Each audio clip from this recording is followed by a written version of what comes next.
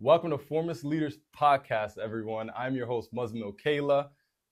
We are down here in Syracuse, New York with our first ever podcast episode. Today, I have a very special guest with me today who is a man, a leader, a father, a financial advisor, and an entrepreneur. Yeah. Jordan Davis. Yep. Glad to be here. How you been, man? I haven't seen you since last year. I'm doing well. Businesses are thriving. I'm just out here trying to help as many people as I can, to be honest with you. Now, last we spoke, you were talking to me about a few businesses that you have. What business are you currently operating? Well, first and foremost, it's basically a financial firm through New York Life. So just helping people understand, like first and foremost, I like to start as like the educator, right? So helping people understand whatever it is that they want to do financially and make it simple for them, and just kind of give them the opportunity to learn how to perpetuate wealth, right? So honestly, my tagline is, we help build, manage, and preserve wealth. Right. And then on the side of that, I own really a property management company. We do a lot of cleaning, so think of like cleaning for Airbnbs, businesses, but also homeowners too, or people who may have like a loft downtown. That is something that I've been doing for some years now, but I own the business, but I don't operate the business.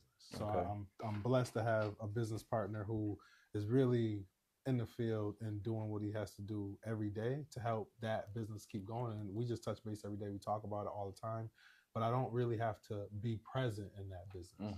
So that's something that obviously it helps supplement my income, but also we give jobs to people, so that's a really, really big thing that I think is overlooked, because cleaning or maintaining a property, whether it be residential or commercial, is something that like not a lot of people think about, but it has to be done by somebody. Right. Now, I want to shout out the Joe Horan in the Build a Man program, because I met Jordan can I call you Jordan? Call me Jordan. No disrespect, but I feel like I should be calling you Mr. Davis. You can call me whatever. I mean, some people do call me Mr. Davis. Whatever is natural for you. Just like I'll call you MZ. Okay. All right. So we're going to stick with Jordan. So I want to shout out Joe Horan in the Build a Man program, because I met Jordan at the Build a Man Leadership Conference event last year, and you were tabling for New York Life, right? That's right. So essentially, what is your business operating model for New York Life? So walk me through what it would be from first a client's perspective and also a business perspective. Okay, well, honestly, I guess it would depend on what client we're talking about, because I work with a big demographic of clients. So maybe business owner or single mom of 2 or 3, or maybe a big family. Maybe it's mom, dad, you got the grandma living there or whatever. But like to make it like a little bit more simple, what I try to do is make it so that the client doesn't really have to go out of their way, and they get what they want, and it's good service, but also it's always going to be a long-term play.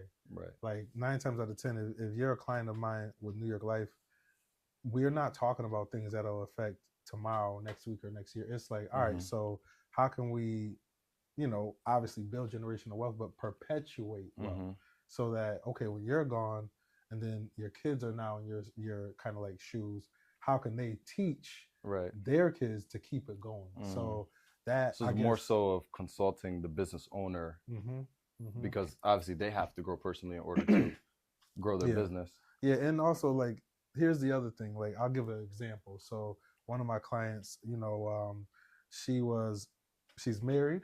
She was pregnant with her first baby around the same time that she unfortunately lost her mother. So obviously not gonna use any names, but just the concept behind, okay, you have a baby on the way, you're losing your mom, you're married, you own a home. What are we gonna do to make sure everything is okay, even though we're in a situation where, like, hey, you lose your mom, that's not something that anybody wants to go through. Right. But to make a long story short, she inherited some of her mom's IRA. So what I did was I said, okay, well, let's make sure you have life insurance, because it just makes sense. Her husband already was a client, so he had his life insurance intact. And just to kind of like make that make more sense, I would say life insurance is like the foundation of any type of financial planning. Right. Because if you don't have that, it's like everything else kind of crumbles. Mm-hmm. But, she inherits, a certain amount of money where now I said, okay, legally you have to use the money, you have to do something with it. Mm-hmm. In the next 10 years, took that money, put it into an annuity. The annuity is going to pay her every year for 10 years. Out of that payment, one, she's making sure that all of her tax, liability is taken care of, so she doesn't have to pay tax on it. It's paying itself. Right. And then she takes that money and has, a really big life insurance where she's going to be done paying for that life insurance policy in those 10 years. Right. So it's kind of like she just literally upcycled her money. Mm. And if anything were to happen to her, unfortunately, now her husband and daughter have X amount of dollars to live their life with. So like that's just one example of like a family. So, but if it's business owner, that's a whole other thing. So I noticed you always highlight life insurance, and I want to shout out the Naval also because I've watched you guys' videos where you guys always promote life insurance. For sure. At what age would you say someone should acquire life insurance? It depends on if they're getting it for themselves or their kids. Or their kids. You could get it for your kid as soon as they're born. Mm-hmm. Like, as long as they have a social security number, you can get that. And what happens is you will literally have money kind of like growing on autopilot for the life of, your child. And then once they become 18, 21, 25, whatever age they want to, you want to transfer ownership, they got a hill of money just sitting there. Plus, they're still like covered. So are they like putting up an upfront fee and then it could be one time, it could be once a month, it could be once a year, whatever makes sense for them and whatever they're comfortable with. And what happens with that money? So does it go to like a bank lender or no? It's their money. It's their money. So, and this is why I was saying, like, if you were to do it for your kid, basically the money that's growing in that policy, those are your assets because you own the policy. Your child is insured, but you're the owner of the policy. So let's just say you had a kid today. Okay, you set this up. At 18, what if there's $10,000 sitting there you can do whatever you want with? You won't ever have to pay tax on it. Right. You won't ever be penalized to use it. And this is what wealthy people have been doing for years. So like this is why we talk about life insurance. And it's also like a free loan you can pull from exactly, as well, right? Exactly. You can start businesses. You can do a down payment on a home, whatever makes sense. Right. But like at 18, your child now has $10,000 that you probably wouldn't have had if you didn't set that up. And that's just for the baby. Like, but for you could have did it when you were 18 if you wanted. 18, right. And the younger you do it, the less it will cost you. That's why we kind of embrace the fact, like, if you have a kid, do it for the kid because it's gonna be more expensive. It's kind of like your own insurance policy that does have benefits. Exactly. That's literally what it is. And because you car insurance, home insurance, you don't get any benefits. You don't get anything. So this is why we kind of push life insurance because it's insurance, but it's not anything like like property and casualty insurance. Like a car is a piece of property and you have to insure the car, but it's not a person. Now, what is compound interest? Is that a part of life insurance? Yeah, for sure. And honestly, that's a loaded question. So like I could answer that and it'll take the whole time of the interview. But like basically just think of how money can grow. And once that money grows, if you really think about it, if it continues to grow now, whatever percentage of interest you're getting, it can be the same amount of interest, but on the actual amount of money we're talking about, it just grows. It's bigger and bigger. So like if I said, I'm going to give you, 10% of $1 million, you might go, all right, that's all right. That's, right. You know what I mean? Like 10%, that's 100,000. Right. But if I said, I'm going to give you 10% of $1 billion, it's still 10%. But it's a bigger amount. Exactly. So I think that's something that a lot of people don't really understand. So compound interest is interest, but just backwards. It's interest that will grow, and that's why it's compounding. Okay. So like, it's a lot of. But is it an upfront? Is it a fee that you're paying? No. No. It's like if you talk about interest, that's basically what if you're getting interest, not paying it. If you're getting interest, if you're getting compound interest, that's saying I'm making my money make money on itself. That's what people do.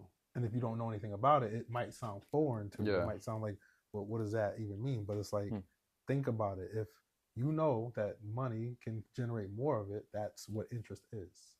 So that's the best way I can put it, kind of simple. So Have you ever heard of a death benefit? Yeah. A lot working in life insurance. All life insurance has a death benefit. What is the difference between like a cash value and a death benefit? That's a great question. So let's just say, all right, so prime example, back to my client. Okay, you know, you lost your mom, unfortunately, but you have your new baby. Her life insurance policy has a death benefit. So let's say that's $1 million. Now, if anything happens and, you know, now the angels come get her, that $1 million is paid to whoever as the death benefit. Like, okay, I received that $1 million. Yeah, I lost my wife, but you know, let's say I'm the husband. I can now pay off my house. I can start a business. I can do all these other things because of that death benefit. Right. Now, cash value is really what we would call living benefits. So, if you knew, okay, if I die, you get $1 million, but I poured in so much money into this policy, some of that money basically just becomes like your cash value.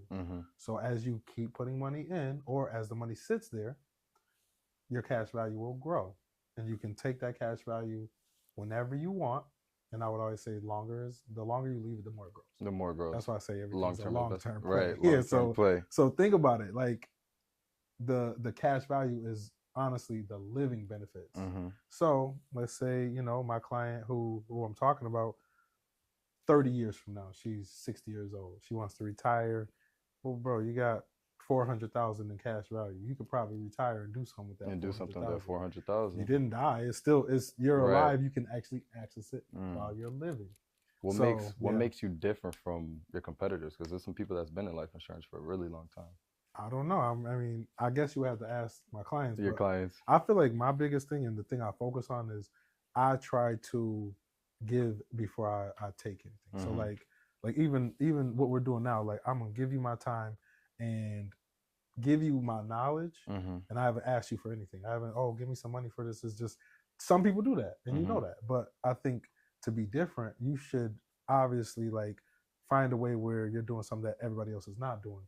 And I try to give. I'm gonna give you whatever I can before I ask you for anything. And I think people appreciate that. Most people, they expect you to try to like. That's kind of what I do with like wholesaling. Yeah, like you build a relationship with the person. That's what separates you from brokers. Exactly. So from a business perspective, what is like the business model of New York Life Fee? I would honestly say New York Life is in business to just help families. Like I said, you build, manage, and preserve wealth.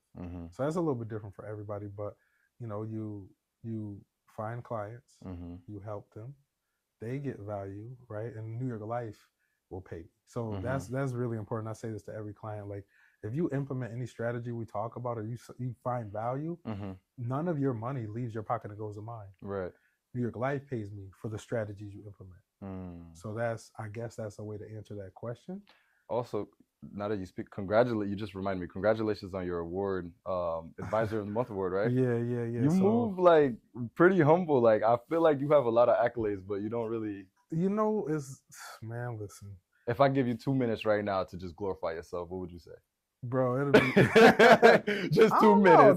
That's a good question. I mean, I'll probably say, like, yeah, I feel like I'm one of them ones. I don't even need 2 minutes. Yeah. Like, I'm one of them ones. But honestly, it's because I've seen too many people come and go. Like, you see people on a high, they might have a little motion or whatever, but then it's like, okay, if you, a year from now, it's not like that. It's like, it really wasn't. It really wasn't. You know what I mean? Yeah. But it's like, I would rather be like, yeah, I got motion. I'm that dude. I'm him. I'm whatever. But if I do it humbly, it'll last longer. Right. And also, I can bring people along with me. I can give game. So nothing for the viewers that are watching, like $1 million a month. Like, what is it? I'm gonna be honest with you. The stuff like that I never share because I almost feel like it's bad luck. Like, I'm crazy superstitious. So it's like, I could say I make this, I make that, and in my mind, that's gonna be the quickest way to not get it anymore. Right. So like, yeah, I feel you. That's kind of a good reason why I keep it humble and just try to like, yeah, things is good. I'm doing well, but like, I'm not gonna get into detail because the other thing is like, it could be somebody out there kind of taking notes. Like, I'm gonna get him. I'm gonna get him. Where I'm from is like, you got to be quiet about, the success because somebody probably is out there plotting. Yeah, just saying. Especially in Syracuse. I mean, you never know. But it's not a big city. Do you scale your business? Yeah, it's always about scale, but there's certain ways to scale certain businesses. Like scaling a cleaning company is different than scaling a financial practice. Right. And to do a financial practice, really me scaling is like, how can I kind of like help more people, and that's usually through more people. So I got my mentee Nashawn is like, with Nashawn's help, I can help more people because I can see more people because he's seeing people, and I'm giving him all the knowledge I have so that he can help his own clients, but also plenty of times we meet together. So it's like, yeah, I might look at my calendar and I have 10 meetings this week. But what if Nashawn has 10 and he needs my help on, 5 of them? Right. Okay, so now I got 15. That's kind of like scaling, right? Okay. But the point is, it's easier to scale with more people. Right. You can't really scale and it's just you. That's why I would tell anybody who's trying to get in business, understand that either you do it all by yourself or you spread the wealth and try to grow your team. And grow your team. If you can grow your team, the money will just follow. Right. Yeah. Now, you grew up in Syracuse, right? Yep, right here, born and raised. What schools did you go to? I went to Danforth, Cleary, and Corcoran. So like I grew up on the south side. Uh-huh. So like those were my schools. I lived in the same house until I was 18 with my mom or whatever. Never moved, never went to any other side of the town until I became an adult. But yeah, I graduated Corcoran in 2008. So, and then I went to OCC. Yeah, Wow. I'm gonna be 35 this year. I was born in 04. Yeah, so like I was graduating Cleary that year. So like, okay. Yeah, so I mean, I give you all kind of history. When did you like pursue, like know that you wanted to pursue entrepreneurship? That's a good question. Probably like, if you really think about it, I would say like 12 years old. Because at 12 years old, I knew I wanted to work, but I couldn't work. Right. And I knew I would have to figure out a way to make money between now and like 16 when you can work, or 14, like, somebody works kind of jobs. But I knew 3 things for sure. The first thing was like, I wanted to be able to make my own money. That was the first thing. Because like, when you're little, you got to wait for your mom to give you money. Yeah, you don't want to do none of that. So like that. So even my mom put me on when I was extra young, like, because I remember asking her like, hey, mom, can I have some money? I'm like 6, bro. She like, have some money? I'm like, yeah, can I have some money? She's like, what you need money for? She said, no, she was like, you can earn some money. And that, I probably would say that changed my life that day. Because I'm 34, and I remember that at 6 years old, she said, you can earn some money. I'm not going to give you any money. But I could teach you how to earn it. She had you do a bunch of chores and stuff, bro, for a couple dollars. I did more chores than anybody on my street. Like anybody who grew up with me would say like, nah, bro was really. He was in there cleaning the house. Yeah, because then here's the other thing. My mom owned a business since before I was born. She basically does family daycare. So like, she gets paid by the county to do daycare. My house was a daycare. So every day when I'm little, all my friends is pulling up. We happy. There's chores around. As I get older, now I'm 12. It's like, bro, our trash got to get taken out every day. Right. Right. Like the kitchen got to get cleaned every single day. It's not, oh, we'll do it tomorrow. Like now I'm grown. I could clean up when I feel like it. But it's like that was instilled in me so young that it was no other way. Like she was like, you need to clean up the whole first floor. Every day. You could get Friday nights off because the daycare not open on Saturday, Sunday. Right. But like that was how I earned allowance. And then that was what made me understand working to earn the money. Right. And then by the time I was 16, working 2 jobs. Wow. So like it just never stopped. Right. So was there like any programs around like the Building Men program when you were coming up? Nah, bro. No. It was like, so where'd you get like centers like Barnabas, Southwest Center, like it was places to go, like the rec centers and stuff, right? But like it wasn't a program like that. And shout out to Joe again, because that's what the community needs, and that's why I'm on the board at Building, and it's like it's because I want to help, and whatever he says, hey, can you help with this? If I can do it, I'm gonna do it because I know it's gonna help somebody. Right. So, So what was it like growing up as like an African American man in Syracuse? Honestly, I'm gonna tell you the truth. Like growing up on the South Side, everybody because here's the other thing. Everybody in my schools was black. It wasn't like we had a lot of diversity. And then when I got older, I realized other schools did. Like my boy, he went to Ham, right? Nottingham had a lot of diversity. You guys had the shout out to Nottingham, right? You guys definitely had the diversity. What was it, the multicultural fair and this and that, bro? All of my schools was like 90% black. Yeah. So like by the time I realized like, oh, it's other race, I knew it was other races, but it was like I wasn't surrounded. That wasn't my environment. Right. So like I would say it wasn't that bad, but where I grew up, this is how I knew I grew up in the hood, and I didn't know that. I didn't know that. This is how I know I grew up in the hood. This is how I knew. Like, so I grew up on Dearborn Place, right? Dearborn is South Side. I could walk to almost any corner store, any gang on the South Side, but like, that was where I grew up. It was that was normal. Right. Then I get a job, so I worked at Upstate. Before New York Life, I was at Upstate for 12 years. Right. So I'm first of all, I started working at Upstate. I was 19.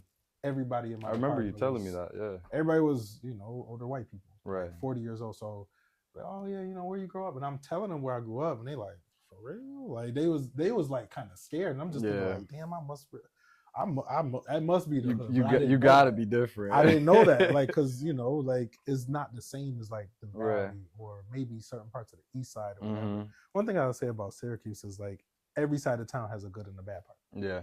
Like think about it. Like, but it's always like a block apart. Exactly. It's like you got the nice wealthy neighborhood right here. You go 2 blocks down the street. Yeah. So you're right in the trenches. It never was like I felt like boxed in because it was always both ends of the spectrum. Right. But one thing I will say about growing up as a black man in Syracuse, I quickly realized if I stayed where I was at, I wasn't gonna get that far. Like if I didn't try to go to college or see other things or meet other people, I was only gonna think like everybody else in my neighborhood. Right. And I knew I was like, I can't do that. Yeah.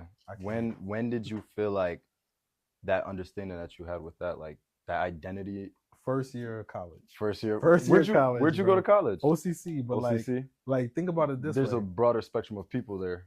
Bro. Yeah. Especially compared to like growing up on Dearborn. You go to Danforth, Clary, Corcoran. Right. Corcoran, everybody who I knew probably went to Danforth in these schools, or they went to like Roberts or whatever. So in 08, we were wearing, you know, you got baggy clothes. I could go through brands and all that, but like this is what everybody wore. So if you want to be fly or you want to be, you know, one of them ones, like this is how you dress. Right. And you get to OCC the next year, bro, I got on a Pele or a Champion. I'm looking crazy because everybody else who might have been born in New York City or Philly or Jersey, they're coming from where they are to OCC to go to school, and they have on just different shit. Like in that year, I realized, oh shit, it's so much more things I could be buying to wear than what I'm wearing. And at that time, social media wasn't like you knew crazy. Who was fly by like, well, we had MySpace. Like you stumble upon somebody MySpace, is like, okay, this person can dress.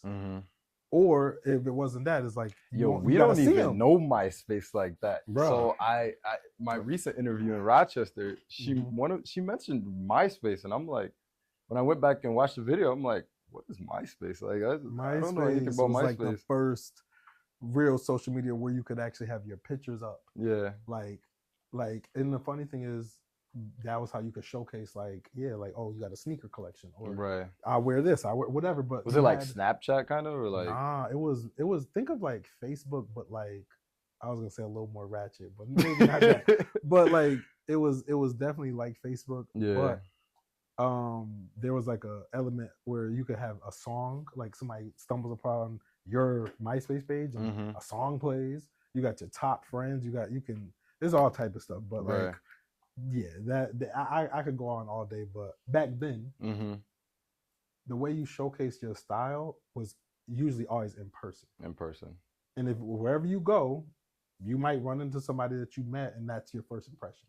Now anybody could just dig up all kind of research on like when you wore this or what. It's so much different. But like, basically once I got to college, I met people from other places, and it opened my eyes to like so much more. Right. So like I changed how I dressed. I also started to realize like this is another kind of crazy thing, but when you wear something that's like loud, like back then you would wear Coogee, Pele, Mesquite. Okay, cool. We know that's foreign to me, right? But look though, this is the concept I'm saying. Yeah. You would wear that kind of stuff so people could realize, oh damn, like that's drip, or he paid a lot of money. Once I realized you could do the same thing and not be loud, the people who actually got the eye gonna still see and recognize. And recognize it. Like if I can tell like oh, that plain black pair of pants Mm-hmm. is a very, very rare, expensive pair of pants. Mm-hmm. But to the average person, they don't know that. They don't know that. You only really want the attention from the people who got the eye. From the people who got the eye. And that's what made me change. That's power right there. Yeah, I'm so serious. Like, especially not for nothing, especially women. Like, mm-hmm. like I'm married now. I'm obviously not in the field, but it's like back then, I knew that if I was dressed a certain way, only certain chicks will understand that, and they're mm-hmm. the ones I wanted to meet anyway. Right. So that's so. When did you like you already mentioned how you stepped out of like that stereotype and kind of mm-hmm. having your own identity. Right. But did the confidence follow right after that, or was it like I probably was that in college as well? You was already confident? I was born confident. I just knew like I don't know. This is the way, and this is me. Yeah, it was. I just think that's kind of just how I am. Like, have you had any mentors growing up? I would say a few, mm-hmm. but they was always like the wrong kind of mentors. Yeah. Like one thing about me, I always wanted to get paid every day. Right. The mentors I had who got paid every day, that was not legal. So they could be called a mentor, but it's like they not even around no more. So right. Like, did their blueprint work? No. But it taught me what not to do. Right. Right. So yeah, that's a whole other thing. Wow. Yeah. Oh dang!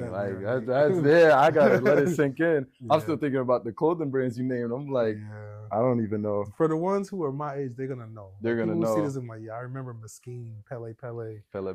Oh my God, Coogee, funny Pele. Like that was because that was how you signified, yeah, you getting money. Mm-hmm. Like that was really it. You know, now you could do that so many different ways. Right. Or it's like it don't really matter. Your clothes ain't really tied to how much money you make all the time. Right. That's a whole other thing. Now, for like New York life, where does your passions come from? Helping people understand the things that they weren't taught in school.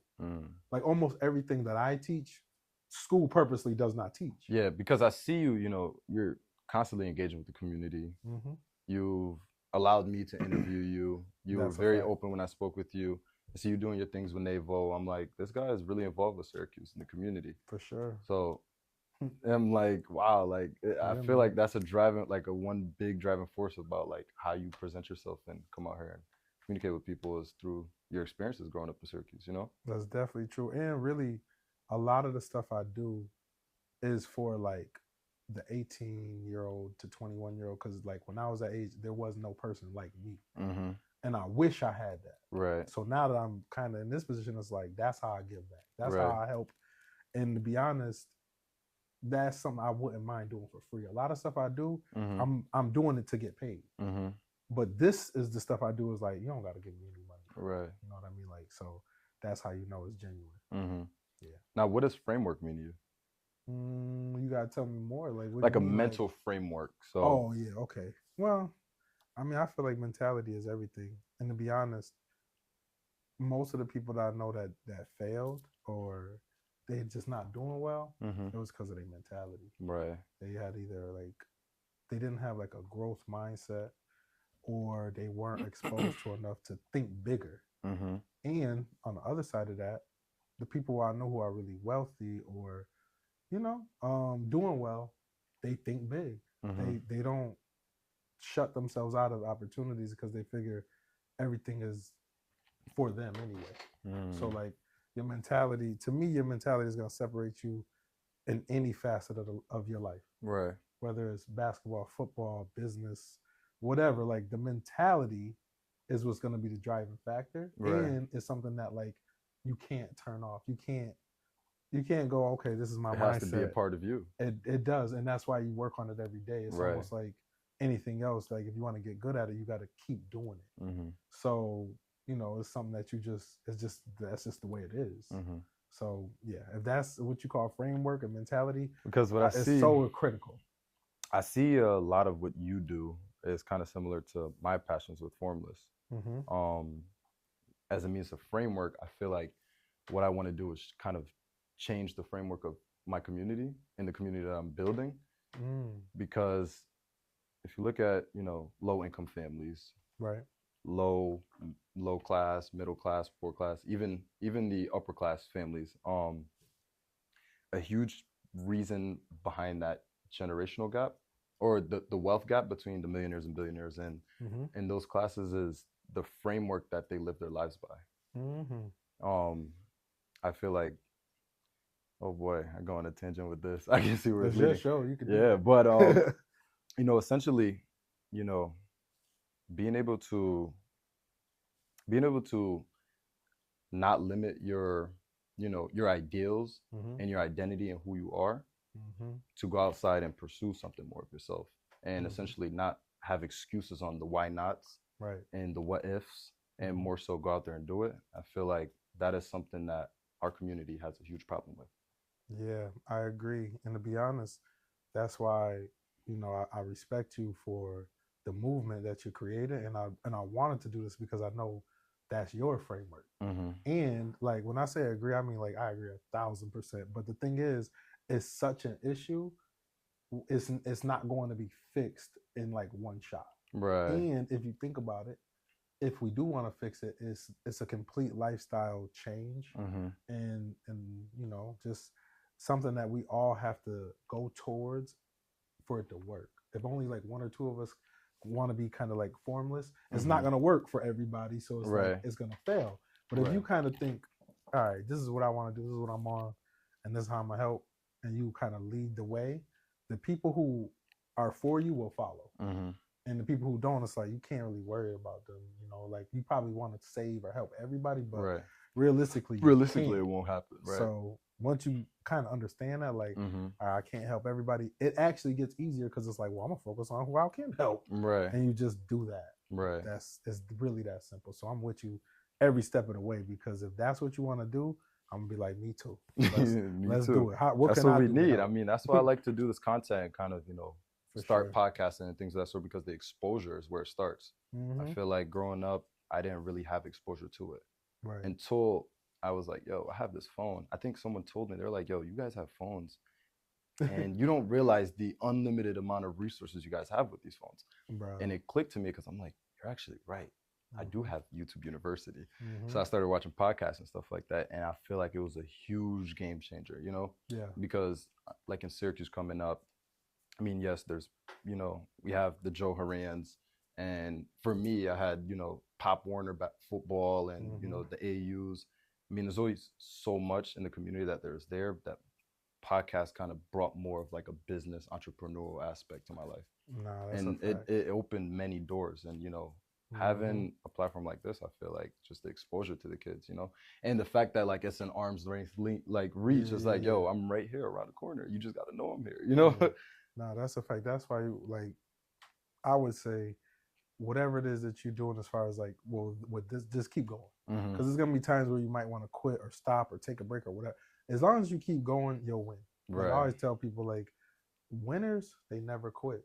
Quitters, they never win. Right. If you just live your life by that, Mm-hmm. you'll be able to get through the tough times or when you want to stop or whatever. But Mm-hmm. like, things start to grow, and you then are a lot more impactful. Right. So yeah, and then to kind of like double down on your point with podcasting, I honestly, if we sit here and think like, where would we be, or what would we be doing if we never got into podcasting? And I don't think I would be better off if I never. We're like in the age of information right now. Right. And I think one of the first podcasts that I started to watch was Millionaire Mindsets. And that alone had me like, that's like so much of what I got from that podcast made me want to go and research other podcasts. And now here I am on a podcast, which is dope in itself, but it's just like, it all kind of stemmed from that exposure, like you said. Right. So like that is big. So we got to take advantage of how we can help more people. Speaking of that, I hope to interview you in the future. Where do you think you'll be in the next 5 years from now? I would hope I would be doing, I probably will be in the same space, but doing a lot more with a lot more people. I'm not gonna say working for me, but like in your following, right? With you, like because if you think about it, if I can have more mentees, I can help more people through them. And then on the side of like, okay, cleaning company is like, the more employees I have, the more business I can do. Right. So like, I probably would be doing the same things, just on a very higher level, unless something happens. But it's like, I'm happy where I am, so I can't see myself changing anything. It's just growing it and going on to the next level. For sure. Now in your 20s, your 18s to 20s, what were you doing? Working, bro. You were working? I was. Let me put you on to some real facts real quick. So 16, I was working 2 jobs. Then I went to college. Flunked out of college my first year. I literally did no work. Like I was just like, damn, this is fire. Nobody's telling me to go to class. Right. And What you major in at the time? business. In business. So here, and this is what I'm saying. I'm giving you straight, like real facts from 18 to whatever. Right. So and really to give you the actual time frame, bro, I graduated spring or summer or whatever, 08. Fall 08, I was at OCC. Flunked out. Basically, they're like, yo, you got to get it together. You're going to lose financial aid. Flunked out again. Wow. So then now it's spring 09. Wow. And I'm like, damn. So what am I going to do? Now I'm like, all right, I'm about working. I do what I always do. I'm going to work. Got 2 more jobs. Right. One of them was upstate. One of them was actually Loretto, which was like part-time. But I worked at Loretto as well. Let me tell you. That was my first job, actually. Loretto had other locations. I wanted to work at the Loretto, but they had one location called Rosewood. Rosewood is gone. You're talking about the one on Brighton? Heard of it? The HR department? Well, yeah, but I was working in like the food service. Right. You feel me? So like this is the thing. Let's just say upstate is here. Up the street was Rosewood. And that was like basically a satellite of Loretto, but they needed food service at that nursing home. I got both jobs in the same week. So I'm like, oh, this is lit. You're like walking up and down the street? Literally, I would park my car at Rosewood because there's free parking there. Okay. Upstate does not have free parking. No, till this day. I worked upstate 7 to 3:30, and then I walked back up the hill and went and worked 3:45 to 7:45 at Loretto. Wow. And then here's the other crazier thing. This is the year I'm not in school. So I was like, all right, I know I'm going to go back though. So I'm working both and I'm kind of figuring out which one I want. Remember, Loretto is part-time. Upstate is like, it's full-time, but it's like, I wasn't a state employee yet. I was a temp. Okay. So I'm like, I'm going to outwork everybody. Right. So that I can get a state job. You must have had the most money when you was like, bro, I was up. Well, you had bills? Like, were you still living with? Yeah, no. I moved out, bro. I moved out before I went to college. So like, okay. I never lived in a dorm. I was in an apartment, basically with my boy. We split in rent, but it's like, I had bills. He was cool guy. I had bills. You so had it was bills. Like, working was just mandatory. Like right. It was not gonna be a time I wasn't gonna be working. So I'm working 2 jobs, realizing I can't work 2 jobs for my whole life. Plus, if I start something, I want to finish it. So I knew I was gonna go back to college, but I had to pay. And you went back for business. I was already in business. I just wasn't doing my work. Right. So like now I'm like, all right. You didn't want to lose all those credits. Now that I have to pay, right, and I don't have financial aid, well, I'm locked in. Yeah. So like, here's the I think God did this for me. Instead of working 7 to 3:30 at Upstate, when I got my state job at Upstate, same department and everything, they said you got to work 3 to 11:30, 3 in the afternoon to 11:30 at night. Wow. That was my shift for like years. Were you still working both jobs at the time? Or? I left Loretto. Right. And this is why I said God did this for me. Loretto, that location closed anyway. So I was gonna lose that anyway. Wow. Right? But here's the thing. Where I was working 3 to 11:30, every morning I was at OCC working, doing my work in the library, like not bullshitting. Like literally, I would make sure I had no homework because I know I had to go to work after. Right. So like any gap in the classes, I'm in the library doing my work. And what ended up happening is I get my degree at OCC and I'm working at Upstate, and it's like I'm working at Upstate at a pace where like everybody else is just not on my level, and I get basically a promotion to be a supervisor. So at what age was that? Like 24.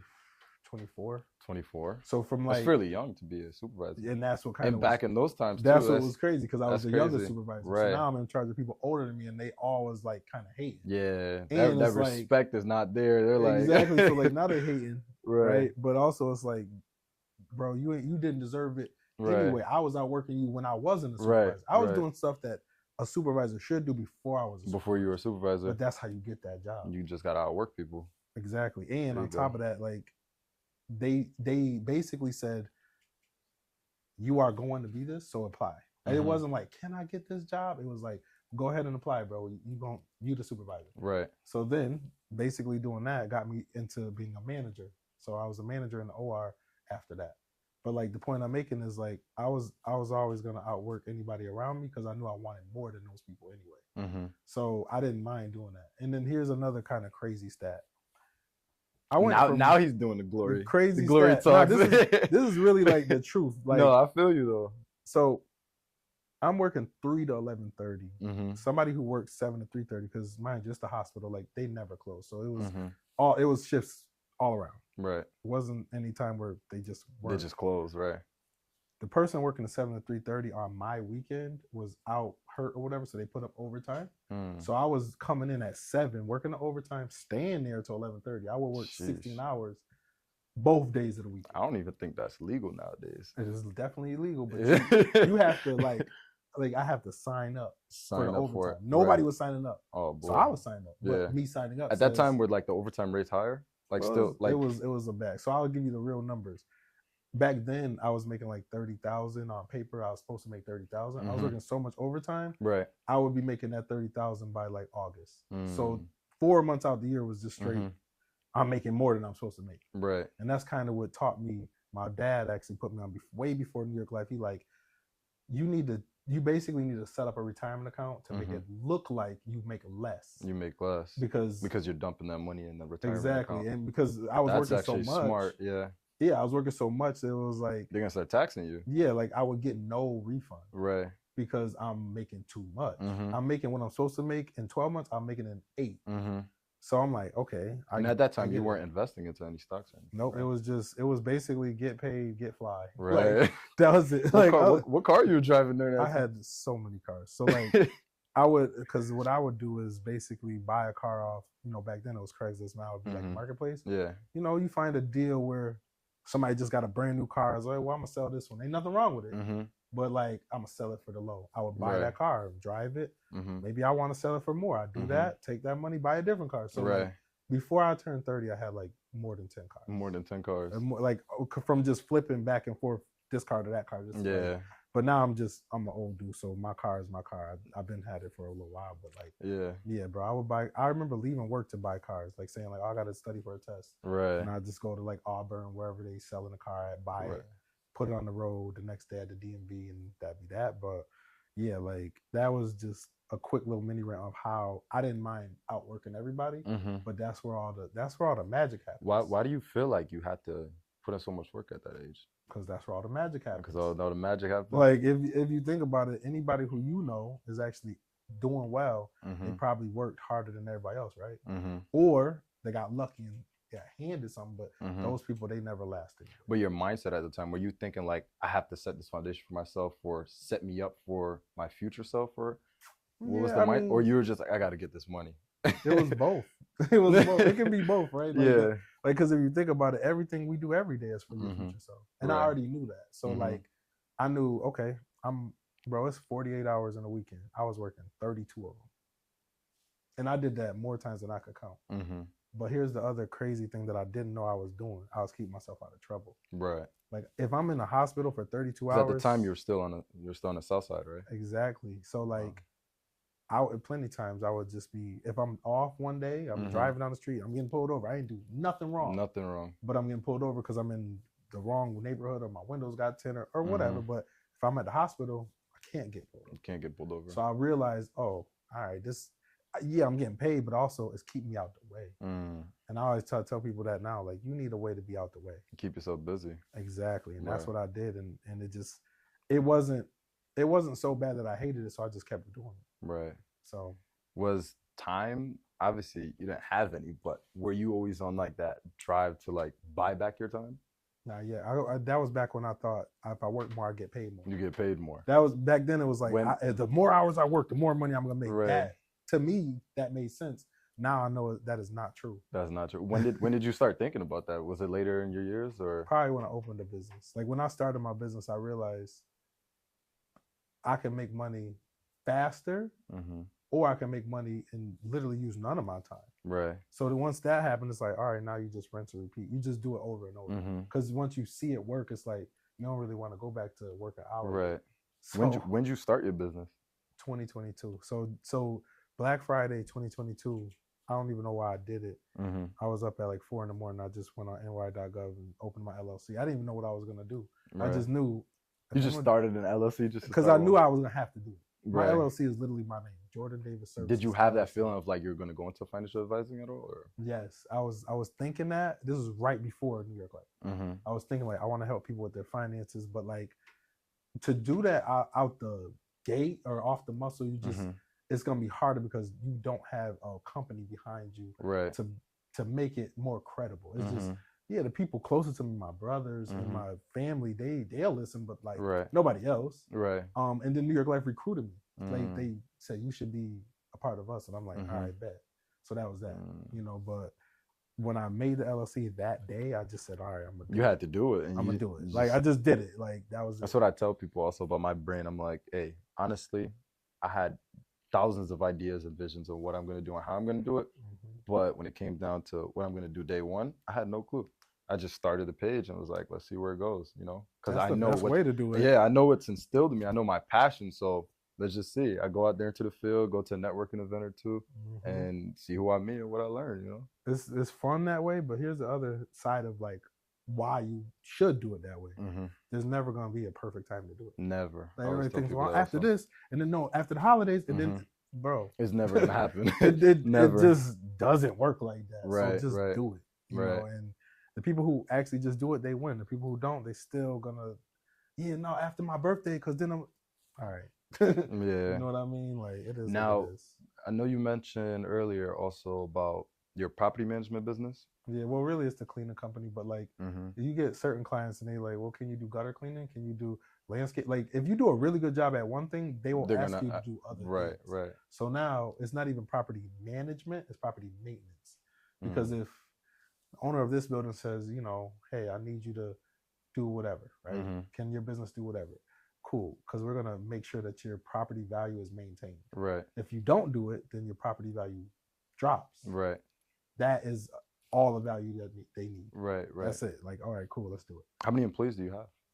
Employees, probably like 15 at this point. 15. What happens when you get into like, have you ever gotten, well, obviously you probably have, gotten to a pickle where there's a service required from you and you don't have the kind of skill to provide that service? Did you have to go out and find that skill? Sometimes you do, depending on the skill. Sometimes you do. Sometimes it's like, hey, I want to help you, but I can't. Would you not just get like an independent contractor and? Well, all my employees are independent. I have no W-2 employees. That's good. None. Okay. Like, so maybe one day, but it's been times like that, or they'll ask, oh, can you do electrical work? Not yet. I just say not yet, because maybe one day, but I don't want to say no. How do you schedule that though with independent? Because you obviously have to work with their schedule as well. You got to have a system. I got systems. Systems. Systems are the key to scaling. Is the key to everything. Because if you think I got that many employees and I'm doing all this and all that, and it's all like on a piece of paper, no. Like it's not. If you have a system, you can do so much more. Right. So my system is like there's an app on all of the cleaners' phone that it's basically a calendar that shows them this is where you need to be, right? This is where you need to be. This is the client's name, address. This is what you'll get paid. This is the cleaning checklist. All of that is a system that they just got on their phone. The client is on the other side of that system saying, here's your cleaner's name, they'll be coming, blah, blah, blah, blah, blah. Right? Like, the system is already like built. I just basically use it. Your wholesaling cleaning business. Everything is almost a wholesale. Everything Uber, is, almost everything is like that's that. Amazing. Not almost everything, but a lot of things are. People don't realize it. That's great. And I'm realizing it with that right now. Because the whole time I'm, my framework on your property management business, like this guy has a little warehouse with like 15 people ready to go to work every morning. I'm like, you know what's crazy? We are sitting in the address of my company. Really? This is so basically this space. I don't see any tools around because all of my cleaners go to where the work is. Right. If you think about it, in this business, we go to where the work is. It's not like let's say I had like a clothing store. Yes, now people come to my business. Right. We go to businesses, so it's like I don't need to own any cleaning things. I don't like, we own a little bit. I probably buy some vacuums if I had to, but 9 times out of 10, the question I ask is, do you own a vacuum, broom, or mop? Yes? Cool. We just want to make sure we know what to bring. Because 9 times out of 10, they don't have to bring anything. Like a business, like we got. How often at first, when you first started, sorry to cut you off. No, you good. Did you go on site? Do you currently still go on site? No, never, but all the time. Like at this point, some of the cleaners don't even know me. Yeah. Like I could get cleaners. And you've been doing it house. for how long? About 3 years. 3 years? Mm-hmm. Wow. Yeah, so I mean, it is what it is. You know, like I said, I got a good team, and my business partner, they know him. Mm-hmm. Like I'll talk to the clients, he talks to the cleaners, mm-hmm. and we talk to each other. Right. So it's kind of seamless, and it works. The other thing is, like, 9 times out of 10, if I had a client who's looking for our services, I'll just say, well, what is a comfortable investment that you want to make? Because there's never really a bad answer. But I don't like to negotiate. I'm not gonna say, well, this is the price, and this.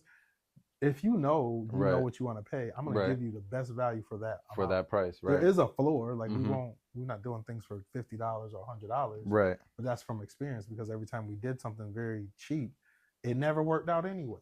Like the person who pays the least has the most complaints, right? So it's like, you are not for us. That I definitely understand that. in the auto repair business, definitely understand. I had a guy who did not want to pay for like a transmission job the correct way. He wanted us to grab it from the junkyard. Yep.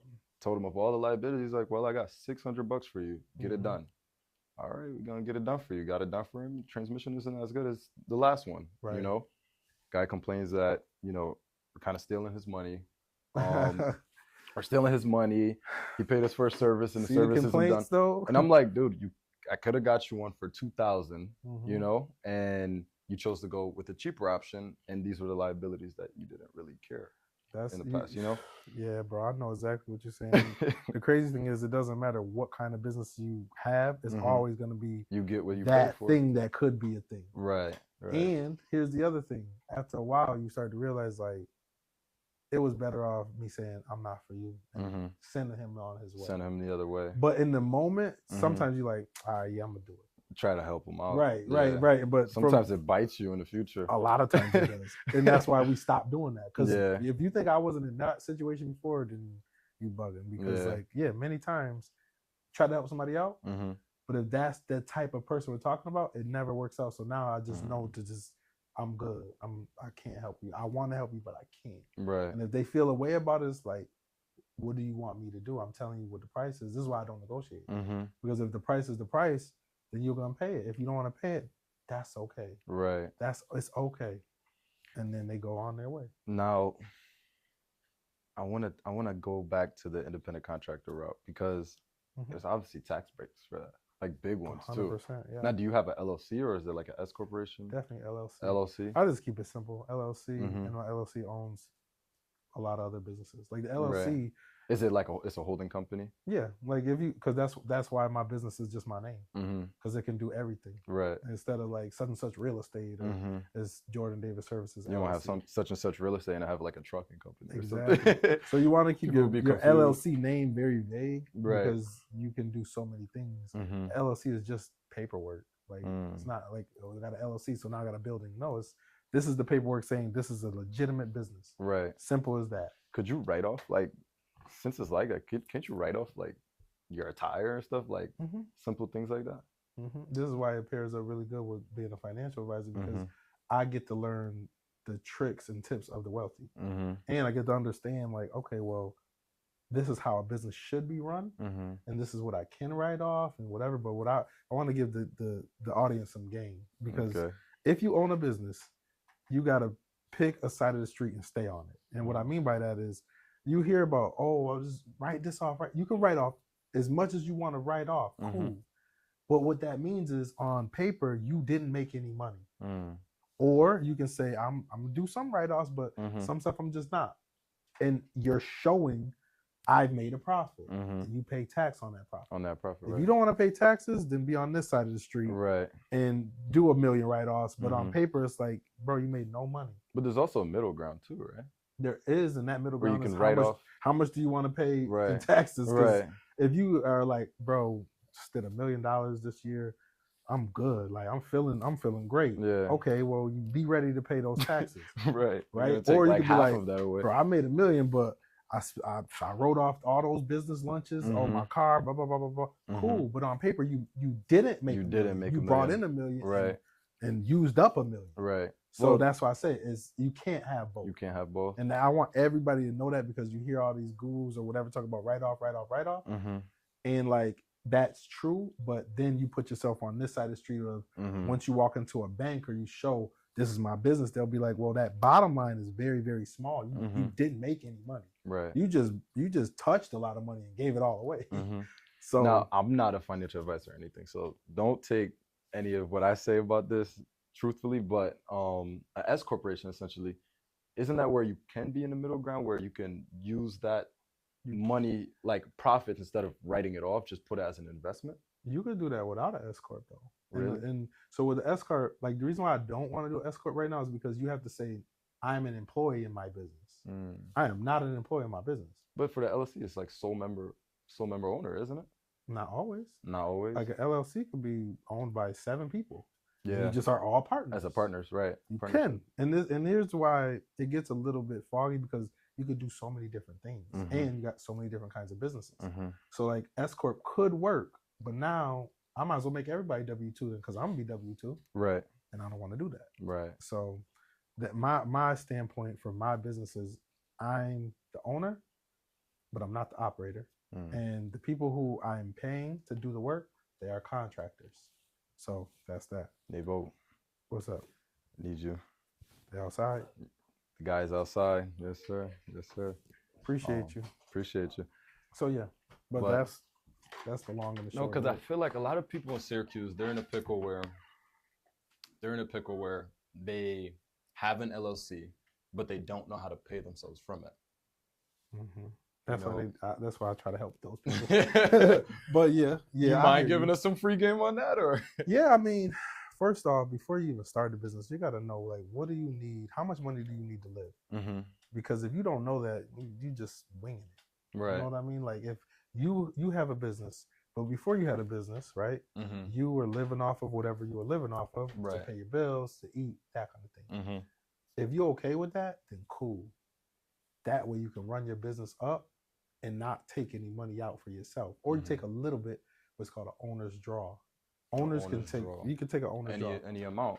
Does that get taxed? Within reason. Okay, like, right. And no, because here's the thing. So if I had like a whiteboard, I could show this really good. But basically, in a business, you got the top line, you got the bottom line. Top line is revenue, bottom line is profit. Right. In between are all the things that basically are taken away from the revenue. So like me as a company, like my revenue, some of that money is going to get taken to pay the person who actually did the work.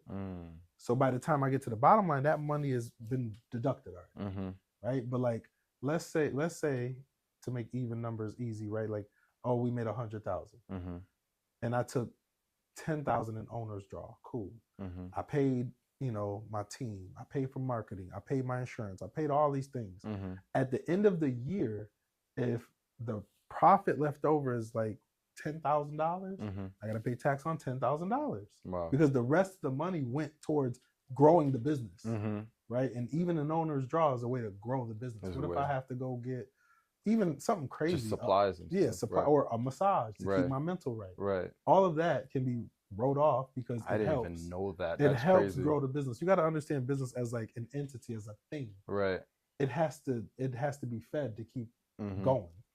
A lot of people starve their business, and that's why it dies. Right. That's really what it is. Now, I'm in business with my father. We both currently operate the auto repair shop together. And if you're watching this, just know owner's draw is something we're probably gonna be taking out soon. Should. Because in this mechanic world, it's a lot on your body. So massage sounds good, but also, we got to do our best to invest. Right. Do your best to invest. But wow, that's a lot to take in, though. The good thing you're recording this. So I know, right? Run it back. And I hope for the people who's watching this can, allow this to motivate them to go ahead and, start their business or flourish in their businesses even more, For sure. For sure. But yeah, high level conversations like this, just what we need more. You know what I'm saying? I could do this every day. I would love to do more of this. But yeah, that's crazy. Do you feel like, I want to touch more on Syracuse? What is the generational trauma? What would you tell a younger kid growing up in Syracuse to kind of separate from their generational trauma? What would you tell them? There's a couple things. What you want, 2, 3? Like it's not just We one rolling. thing. We here. It's not just one thing. So honestly, it kind of depends on the trauma. But what I would say is open your mind up. Like I feel like, you grow up in a small town like Syracuse where we're not real small, but we're not a big city. We're becoming a big city. Yeah, right. And you kind of get, it's like you like this, like you get the blinders on. You know what I mean? You know what you know, but you don't know what you don't know. Right. If you start to stop and just think like, all right, there's got to be more out there, and you kind of get that hunger to want to know more or want to meet more people or whatever, nothing's in your way of doing that. Right. But if you never stop to think like that, you just always are like this. Framework. And that's it. Like, you like right. in football, you put on your helmet, you can see a little bit, but like you kind of already, you only got this, so you got to be on a swivel. Do you know Les Brown? But I feel like it's like the Godfather speaking. So Les Brown, because it's similar to like what you're saying right now. Les Brown said, if you cannot see the picture if you are in the frame, and what you're doing right now is like you're putting yourself in that frame. Exactly. You can't see the big picture. But essentially, you get rid of that frame. Now you're open up to so much more. Yeah. Here's the point I'm making. Getting rid of the frame is hella easy. But we just never stop to try to do it. To like do it, right. There's nothing that actually is keeping you in that frame except for just I guess like the way you were brought up, and you just kind of get it, and it's baked into you. But like if you really think about it, nobody on the planet is really that boxed in. Like, bro, you can figure out more, you can see more, you can do more. It starts from just the willingness to learn. Yeah, and that's probably the biggest key. Like, as a person, are you willing to do that? If you're not willing, we ain't even gotta have a convo. Because you're not even willing to do it. Right. Now with the generational trauma, I feel like, so I could be getting this wrong, but there's something called subjective trauma and objective trauma. I believe objective trauma, let's start with subject. I believe subjective is where, you went through a crazy experience growing up in your childhood, and you kind of live by it. Growing up, you're that older. That makes sense. I'm gonna tell you right now, I'm not sure, but I'm with you. I'm not a mental health expert, but that to me sounds. That's kind of how I understand. I could be getting it wrong. Do not quote me on this, but subjective trauma is where you went through a tremendous experience in life and you kind of live by it, and it identifies you as you grow old. And objective trauma is essentially where you object it, you objectify it, you kind of fight back and tell yourself like, no, this is not me. This is not who I am, and this is not where I come from. I hear you. Where do you think that can be implemented in like a school system, financially or non-financially? I think really it's programs like Building Men. It has to be like either within the curriculum, or it has to be like an outside agency that comes in. And I believe there is some agencies that, like obviously like Building Men, but other agencies that work with the kids in the school to kind of help with the objectifying. Right. And I think that's the answer, but it's like, it's not a one-time thing. It has to be continuously worked at. And then it'll work somebody who's within that trauma, I guess you could say. You can work them out of it. Like one thing about me, I always try to kind of embrace the fact that like most things that really are impactful have to be done consistently. Right? So like, yeah, it can be done, but it's not, all right, we're going to throw a pizza party and everybody talk about trauma, then you never have it again. And it worked though. It doesn't work like that. Right. You have to always kind of have those baby steps going in the right direction to make it work. Oh. Is he here? He called me twice. He might call him back. It's the first number. I was gonna say he might be lost. He might think I can't be in the right space. Hopefully I'm a good editor. I think I can edit. But this could have been live. We'd have been straight. No, we would have been straight. We would have been straight. I mean, hopefully in the future that's something we could do. For sure. Yeah. So what else you got on the cards or any other questions? A lot of stuff wasn't even on the cards. I knew that was gonna happen. We just started hitting it off. Bro, prep and we just start talking. Yeah, like I feel like, I don't know. It's really the conversation. I feel these cards, I mean, it was good to be prepared. Yeah, just to feel prepared. Also, I mean, as first episode, I wanted to have a structured kind of way of questioning you. Respect. But I respect we're that. human at the same time. So, being able to converse on a high level and go on into different spectrums is it's for the people. It's for us. You know, it's a part of growing. I mean, doing this is like, it's a community that I would like to obtain and create, but also create it because it is also helping me grow as a person as well, I definitely, I understand and I respect that. That's why I'm like, bro, keep going. Yeah. Oh, we have hundreds of episodes. Why not? You know Only what I mean? imagine where I'm gonna be at 100. You know. Hey, you never Hey, know, shit. man. You never know. Life Yeah. is what you make it. That's a fact. Yeah, That's a yeah, fact. yeah. Oh boy, Jordan Davis, guys. This guy's been dropping gemstones since I've been tuned in onto him and Naval's, Instagrams and stuff. Yeah, you know what's funny? At the event, at the Build 'em In event where you first like introduce yourself, I was like, I felt like I saw you before. I was like, he looked familiar, but then again, it's like, bro, I grew up in Syracuse, so it's like I've seen many people Right. come and go or look familiar or whatever. Right. But then, when you basically approached me like, hey, I see what you're doing. I'm like, okay, cool. That's great. Mm-hmm. Then did the little mini interview or whatever. Mm-hmm. And we started talking about doing this, and I'm like, bet. Like I always wanted to like kind of be on a podcast. This was what, last December? This wasn't that long ago, bro. How long ago was it? I honestly feel like it was this year. I feel like it was like it wasn't this like year February. though. It was cold out. First of all, it was cold. brick out, bro. Yeah, it was cold. That's why I thought it was like January, February. We in May. It was definitely last year. That leadership conference Bro. event was like last November, last December. Nah, you want to know how I know it wasn't though?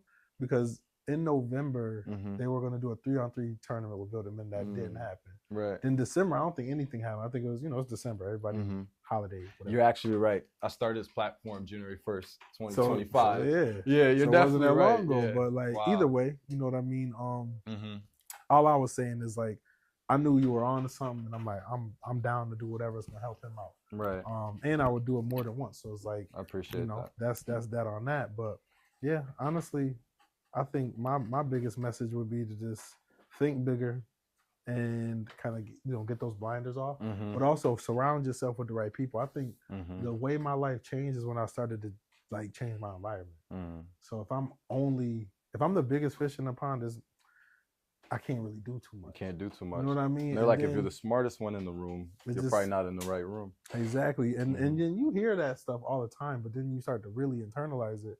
You'll think like, damn, that's gotta be true. So you start moving different. Right. You start like think about it this way. If I knew like, all right, I want to help more people, but then when you approach me like, hey, we might be able to do a podcast, and I'm like, nah, how, like that's counterproductive. Like, why would I expect to help more people if I'm shying away from opportunities to do it? Right. So like that's what I mean by like, once you start to like want more, or you think bigger, you start to move different. And then things just start happening. Right. You know what I mean? So do you see? So you just had a trip, didn't you? How was it? I was in Chicago. I went to in April. We went to 2 different places, but it was dope. The first was like spring break week. Took the kids to Orlando. Went to SeaWorld. They were happy, right? And then the week after that, I went to Chicago because basically New York Life, they do all these incentives like, oh, if you, not like top sales things, but it's just like, if you do X amount of this, we'll give you that. And to be honest, bro, going to Chicago, I was not even trying to like make it there. It was just, it just ended up happening. Like, yo, you qualified, right? I'm like, word? Like, was it like a business trip or? Yeah. Like, so let me just, I'm gonna give New York Life their flowers, because bro, on my mama, that it was just, first of all, Wednesday, Thursday, Friday was a trip. Thursday was business conference meeting, whatever, right? Thursday night, basically it was a Gwen Stefani concert. So like that was like the trip like theme, like, oh, go to see Gwen Stefani. So I'm thinking like, all right, that's cool. Am I a Gwen Stefani fan? No. Do I know her? Yeah. But bro, the way New York Life operates is like everything's all included. Like I didn't have to pay for my room. I didn't have to pay for my flight. All of the food was free. All of the liquor was free. And it was like encouraged, like, drink more, bro. Like, we already bought these bottles. So, like, Wednesday night, me and my wife get there, and it's like, okay, dinner at 5. That's it. You just vibing. There's no business to be done. You just celebrate. Right. So, like, dinner is in a huge ballroom. You got a dude cutting steaks over there. You got a little buffet. Like, the ballroom was full of food.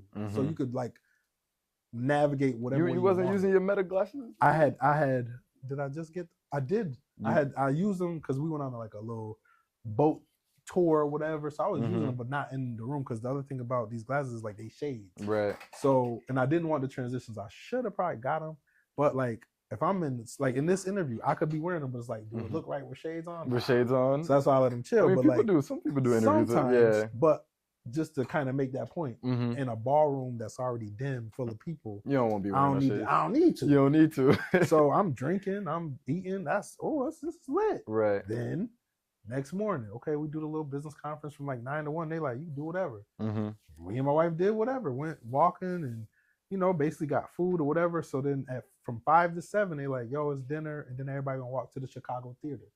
You know, Chicago Theater is like a real landmark, bro. We get there, it's free drinks there. They literally bought the theater out. I thought it was a concert. That's everybody. And it was only for New York Life? Life. New York Life. It was only for New York Life. So like we are the only people in the whole. Like, you know, basically. Where do they operate? Is like all of America, or? Yeah, New York Life is the #1 mutual insurer in the country. So like anybody who sees this, you could just Google New York Life, but it's like, to me, it's like the Bentley of companies in our area. Like, wow. You got other companies who might be Hondas and Chevys, which is cool, but they're not the same. But they're not. They probably not. That's a fact. They probably won't send you to Chicago full expense paid and feed you and get you drunk every day. So this event was like for all the employees and the ones that, like, you know, the ones who qualify. Who are qualified, right? So like I get there and let's say it's like 500 people total. Wow. Some people from Philly, some people from Atlanta, some people from Scranton, little weird places. Right. And you know, basically these are the top dogs of their area. So I'm just kind of rubbing elbows with them, learning from them. And I met they were brothers. They were from Scranton. First of all, if you know where Scranton is, you know it's nothing over there. But for them to be Scranton, PA, right? Scranton, PA. Yeah. And they're pushing New York Life. And they said, bro, first of all, our wives don't even work. Second of all, you talking 6 figures, we could do 6 figures in like 3 months. Wow. Because the way they do their business is only for business owners. They go straight to the CEO. That's just how they do it. Right. So this is how they qualify for things like that. Wow. But they were just putting me on like, bro, if you really want to do this, like, just give me all the game. Right. Just give me the game. But like, those are the kind of people I meet. Now, do you have a mentor for like yourself or financial advisor? I would say, yeah, like there's a few, and I guess I could call them mentors, but like my mentors, they are so busy. It's like I'm not touching base with them every day. Yeah. Maybe not even every week. But if I didn't have a mentor, how could I even be kind of in contention to be a mentor? To be a mentor, right? You know what I mean? Like, let's be honest. Like, come on now. Like, that would be. They do say crazy. In order to lead, you have to be a student as well. Exactly. Right. And I'm always okay with going to another big dog. Like, how can I learn from you? I'm always gonna keep it humble to where it doesn't matter how successful you might view me. Right. I'm still gonna look for somebody who's more successful than me to learn from them and maybe help them. Right. Because like I said at the event, like most of the time, the people you want to meet or the big dogs or whoever, they need help. They do. They do. And everybody's so scared to ask. Everyone's always how ready. How can I help you? Right. Or they think they got it all figured out. And it's like, even if they do got it all figured out, they might be in a position where it's like, they want to reach the next level as well. Facts. Or not even that. Like, I done leveled up so much where it's like, I'm chilling. How can I help the people behind me? A lot of them are in that situation. And I'm the person that'll come like, I'm with it. What we doing? Right. You know what I mean? Because I know everybody else will be like, nah. I don't want to mess with him. So scared. The aura be too strong. Exactly. And that's what makes me like want to go do it, because like nobody in my way.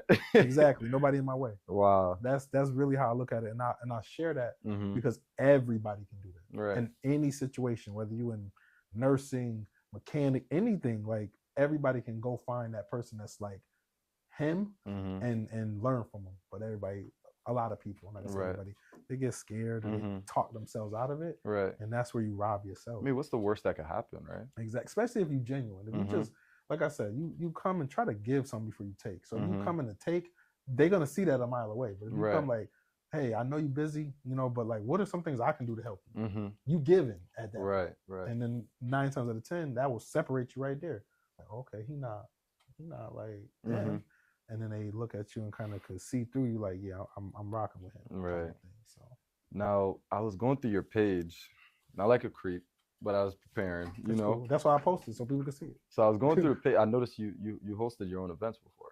Yeah, seminars, workshops. Yeah, I've definitely done that. So are there any upcoming soon? No, honestly, my boy Nate Sean been holding it down to where he doing this thing. He's like, yo, can you come? Can you speak? And I'm like, cool. So I don't really have to plan it all out now, which is dope, because that's where the real work is. That's what makes it hard. But like, maybe I'm not gonna say no. It's just not at the moment. I'll say that. Okay. Yeah.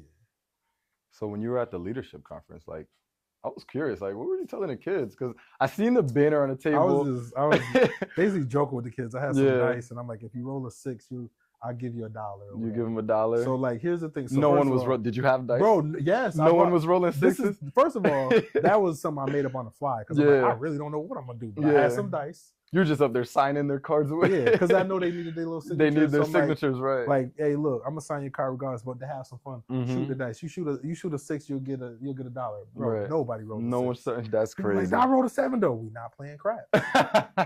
You rolled a 7, that's cool, but that's why I said 6. Right. And a couple people did after a while, but then after a while, just like, because I had $1 in like a New York Life little piggy bank, you saw them or whatever. So they saw the dollars and it's a clear piggy bank. So they're like, oh, you want that? Roll a 6. You only get 1 roll though. That was the other thing. Like, anybody can roll a 6 if you rolling for 2 years. This guy's playing casino. Yeah, so it's like you get, but that's what make it fun for kids. You know, Mr. Horan might watch this, right? He saw what I was doing. He seen you rolling thing though. That's how I can engage with the kids in a way where it's fun, but it's like, should I start talking to them about life insurance? No. Right. So it's like, what else can I do? So, you know, they all have fun, and that's what, it also helped me basically give everybody a try, because there was a lot of kids there. So if I said, okay, just roll as much as you want, some kids would have never got to roll. So 1 roll, that's all you get. Now, I want to touch on family. Do you? How many siblings do you have? It depends on what side you're talking about, but my mom had 4 kids. I'm the second oldest. I'm the oldest boy. So my older sister, and I got 2 younger brothers. Shout out to them, of course. And then, but my dad, he'll tell you, he'll brag about it. He has 7 kids by 25. By 25? Yeah.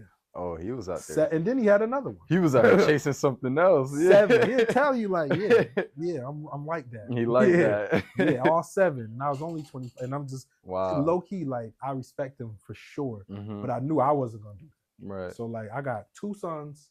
My wife, shout out to them. That's it. We done. For us, it's just perfect. Right. Like, I don't want an odd number. So now I got 2, she got 1. Nah, like, if I'm gonna move around and she gonna do whatever she gotta do, I can hold them 2 down. Or if it's like, yo, you take him, I take him, it's even. It's just, for us, that works. Right. But I'm basically trying to highlight the fact for us. Everybody else got their own stuff. Right. So, and I'm not gonna, oh, you should do this, but hey. No, I asked because I know going into like an entrepreneur route is not necessarily traditional, especially from Syracuse. True. So how was it like outgrowing your family in a sense? Not meaning like you outgrew them, but like, nah, they my support system, bro. Yeah. They, when I tell you I started my LLC and I didn't really know what I wanted to do, and then I figured out what I wanted to do, I told my wife, she's like, all right, cool. That was it. Like, it wasn't, well, how are you going to do this? She's very, very supportive, and that helps me run my businesses, because I know if she behind me, and I already know I'm a bet on myself. So it's like, what else do you need? Like, that's enough for me to keep it going right then and there. Right. But also before, like, making your own family, like your immediate family growing up, how was that going off into business and not necessarily working for corporate America? And like I said, my mom ran a business since before I was born. So I think I already had this in me. Right. But I saw how she operated, and I saw how she ran a business where and the thing about business and entrepreneurship that I love is control. Like, I got all the control. Right. To an extent, you know, maybe some things out of my control, but for me, every wealthy person I know, they have control. They have control of their life. I don't know too many people who are doing well and have no control. So it's like, the more control you have, the more you can kind of do. But also you do open up doors for other people. Like, think about my cleaners. Like, I'm giving them jobs. Right. Like, I'm helping them, and I'm like, yo, I appreciate it. It's like a give-get situation. Exactly. So it's like, yeah, I can run a business, but if I'm running a business that's creating jobs, I think that's a little bit better than not. So yeah, I mean, hopefully that's answers your question. No, it does. I mean, because I know a lot of people in Syracuse, I feel like I've heard a lot of conversations where they want to go out and, you know, do business, and they have the passions for it, but they have ankle weights, and the ankle weights come from family, friends, or a connection that they don't want to lose. For sure. But You seem like you never really had any of that. Nah, I did. You did? Here's the thing. Everybody will have that. That's normal. Right. But it's like, are they running your business or you? Right. That's all it boils down to. And there's always going to be somebody like, nah, I don't really know. And just like you know, JC said this, like, oh, my uncle said I wouldn't sell a million records. Imagine if he listened to that uncle.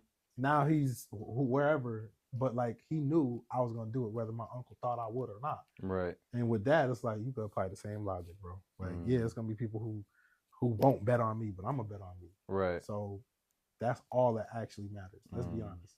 If you're going to bet on yourself, nobody else really matters. Right. And then you know what happens when you bet on yourself and stuff works, they're going to come. Right. Oh, yeah, I knew. Okay, cool. You know what I mean? I still love you anyway. You know, you wasn't rocking with me at first. But then when they come, it's like now everything is on the table. Like, you know, they really rocking with you because they see what you did. Right. Now they respect you more. Have you been looking into like the infrastructure of Syracuse, like where it's been going economically? Yeah, I always keep my ear to the street. Really, is real estate wise. Like Syracuse is like probably the cheapest place to buy real estate in the country. Right now. Some of the cheapest, right? Right now, yeah. That's the point. Right. So we need to get some now before it gets to be too high. Right. So it's like, think about it. We in the same state as Brooklyn, Bronx, all these places you could spend $1 million on a 2-bedroom. Right. But in the same state, you can get a 5-bedroom for $300,000, $400,000, maybe less if you want to put work into it. But it's like, yeah, I really want to get into real estate because right here in my backyard is probably the best place to start to invest. Right. So, you know, but real estate is the money is made on the deal. So like, you got to get the right deal. You can't just jump into it because you want to be in real estate. Now you upside down in the deal and it's like, damn, I should have never did that. No, you should have just waited for the right deal. Right. So that's what I'm doing, waiting for the right deal. How are we doing on time? I feel like I got like 15 minutes. 15 more minutes. No, you definitely covered a lot of things that I wanted you to speak about. For the viewers, where can they find you, like, and support what you have going on? Also, potentially become a client of yours as well. Honestly, on any social media, I'm just my name. So other than Instagram. Jordan Davis. Just Jordan Davis, Facebook, LinkedIn. I got a TikTok that I don't use that much, but yeah, that's me. Instagram, Jordan. You gotta encourage him to get into TikTok. I don't know if I had like I was thinking about this on the way. Like if I had like a little assistant, first of all, if I had one assistant, I could probably make 100,000 more a year because I would have that assistant doing things that free up my time to make that 100,000. Now watch, the DMs are gonna start coming. They're gonna start. And then here's the other like crazy thing that I don't think people think like. If I just said, if I had one assistant, I can make another 100,000 a year. Most people don't want to get an assistant because they don't know how much it'll cost, but it's like I could pay my assistant like 50. Right. If I'm gonna make 100, I could pay her 50. Right. Him or her. Right. So then if they get really good, then after a while their 50 is it's okay, right? And maybe they could get to 100 because by then, if they're making 100, that means I'm making at least 200. Right. So like that's how you got to start to like look at stuff. Right. Right. And I already know like I would definitely have my assistant like, yo, they would be clipping this up, post this on TikTok, post this on all my socials. Every day it'd be post this on my socials. These glasses that I'm taking POVs with, post this on my socials. Make a reel of this. It would be that. And then it would basically create a lot of brand awareness with a lot of trust. Right. And it would just kind of create more of a funnel to have people coming towards me that I can help. Right. But that's where the money will follow. Right. So like our dad was like thinking like, bro, if I should do that, but it's still kind of in the baby stages of but that's how I'm looking at it all rip. Like I can make another 100 if I can get an assistant. If I get an assistant, that means I can pay her or him 50. Right. Most assistants might go, man, 50,000 a year, and you can work. I ain't gonna say you can work remote, but for the most part. Maybe. For the most part. But I would want to have them like right there, like, yo, could you do this while I do that? That's all it would be. Could you do this while I do that? Right. That's it. And that I'm doing would be generating more income. Right. It'll free up a lot of your time also. That's it. Right. That's how I would say that's how most people who do have an assistant or who are wealthy, that's how they operate. That's how they operate. So I could probably do the same. Yeah, absolutely. So maybe one day. Now, before we close out, could you give some of my aspiring and current entrepreneurs some advice? If it wasn't all the advice we gave already. I know you already threw a bunch down, but for sure it would be if you really, really want to level up, you probably got to change your environment. Like you can't want all the same, new things in the same environment. That's the first thing. Right. that will lead to now you thinking bigger and just kind of not afraid to take risks, right? And then if you're not afraid to take risks and you think bigger, now you start to understand like I could do everything. And then once you get to that point, then now you're gonna need some people, right? Because like imagine if I was trying to do everything I'm doing all by myself, it wouldn't be working, right? It wouldn't work, or if it did work, it would only last so long.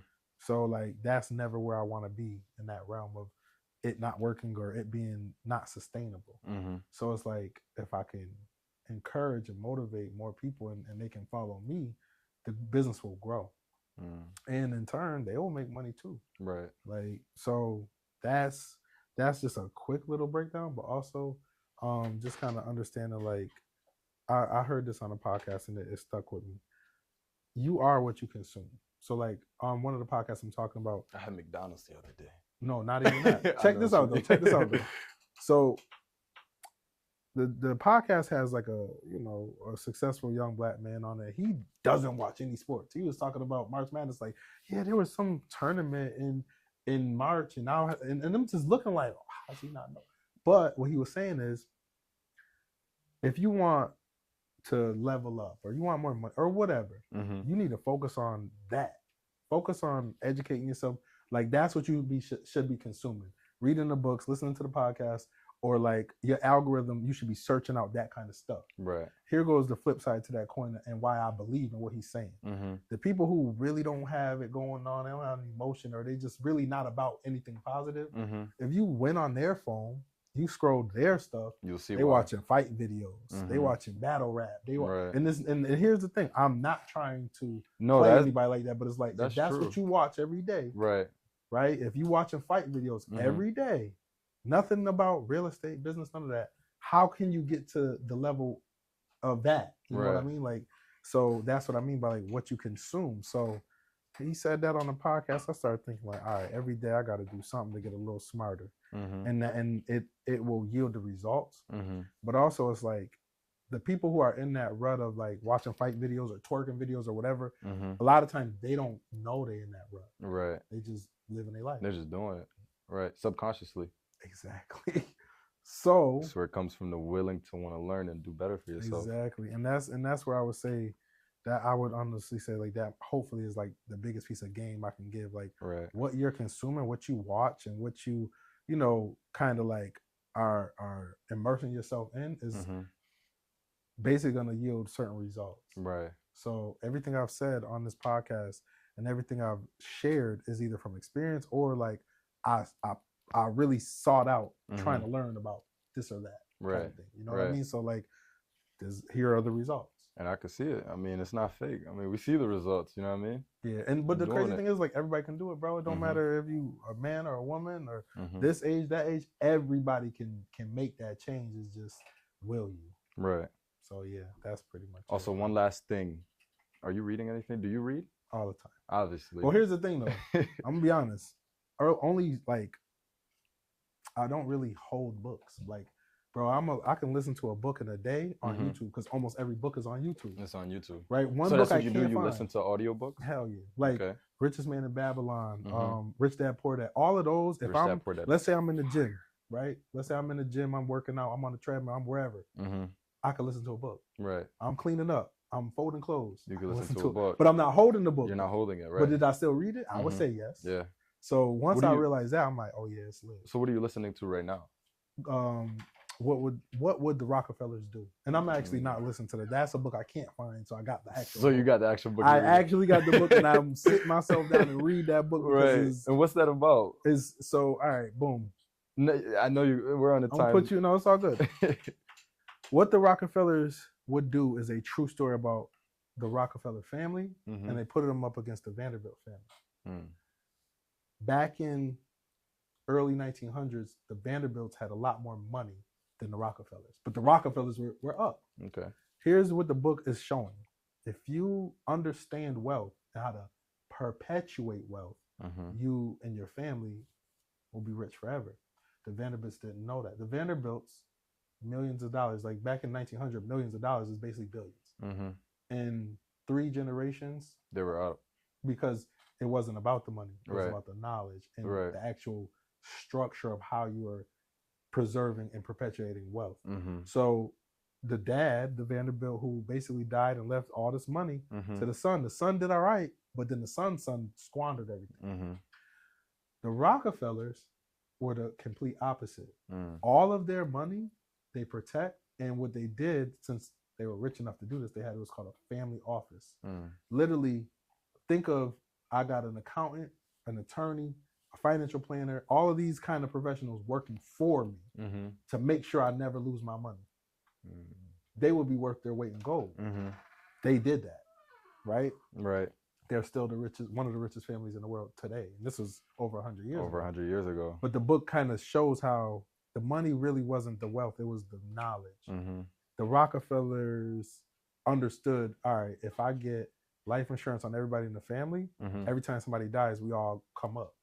And if I get if I continue to do that, every time somebody born, life insurance policy for them. Right. Every single time somebody's born, there's more money getting pushed into the family. And on top of that, because of all of this life insurance being whole life, actual cash value life insurance, if you want to start a business, take it from the trust, because the trust owns all the life insurance policies. Right.